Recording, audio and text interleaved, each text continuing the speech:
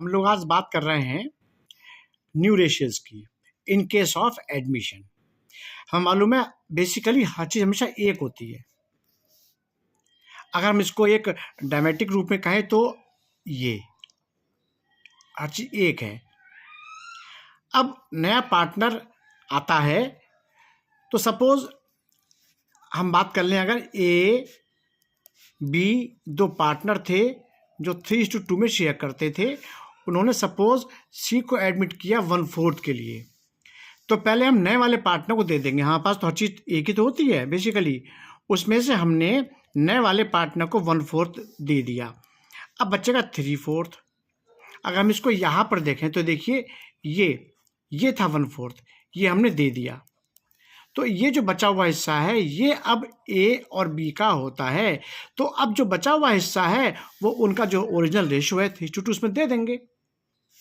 तो ये बचा हुआ मतलब जैसे पूरे में से 1/4 दे दिया, तो यहाँ पे हम इसको अगर न्यूमेरिकल फॉर्मेट में देख रहे हैं तो 1 में से 1/4 दे दिया है आपने नए वाले पार्टनर को, बचा हुआ है 3/4। तो ये 3/4 अब हम ए और बी में बांट देंगे उनके original ratio that is 3:2।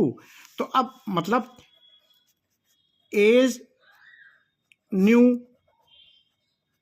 Share कितना होगा, देखिए 3/5। किसका 3/5? बनाइए 3/5 ऑफ दिस 3/4।